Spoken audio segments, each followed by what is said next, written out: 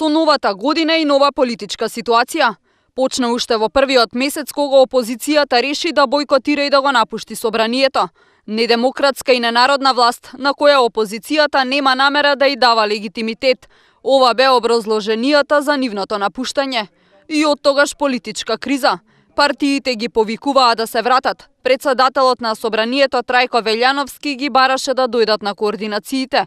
Ги повикуваа назад во собраниските клупи. Тоа од нив го бараше и меѓународната заедница. Но не, ниту се вратија, ниту пак имаат намера. Бараа избори, сега веќе ги добија.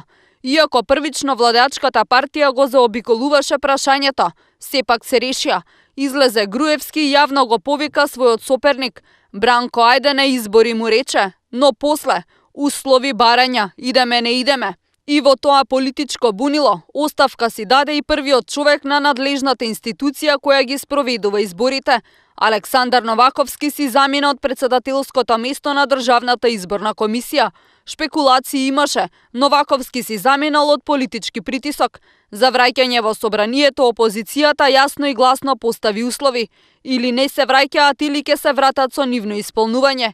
Измени во изборниот законник, формирање комисија за прочистување на избирачките списоци, закон за медиуми со кој ќе се одреди медиумското финансирање на предизборните кампањи и одмрзнување на сметките на Перо Наков. Ова беа услов барањата кои опозицијата ги бараше од Груевски. Почнаа да се редат лидерски средби, што во 4 очи, што со председателот и лидерите на најголемите политички партии. Воглавно и не договорија многу. Собранието повторно беше без нив. Во тек беше изборот за новиот председател на ДИК. Борис Кондарко чекаше да го изгласаат, но 2 пати немаше консензус, а третиот пат неговото гласање се одложи поради исходот од лидерската. Со неговото гласање се уште тапкаме во место. А за да не биде тоа така и за да се избегне циркусот, како што рекоа ДПА, се враќаат во собранието. Поречи си 2 години бојкот, Тачи реши да се врати со цел. Во собраниските клупи ќе се најдат поради забрзување на процесот за распуштање на собранието и распишување на изборите. Ќе учествувале на сите собраниски тела за побрзо да се реализира замисленото, да се излезе на гласање. Сега опозицијата и по неколкуте лидерски средби излезе со став.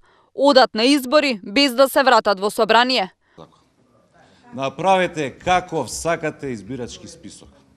Потрошете колку сакате буџетски пари за себе рекламирање. Кажете го денот на избори, ние сме тука. И ќе ве победиме. Ќе ве победиме, господине. Одиме на избори. Ако досега лидерите на најголемите партии си лепеа етикети дека сакаат избори, а Бога молат да не бидат, сега очигледно и двајцата се решиле. Избори ќе има.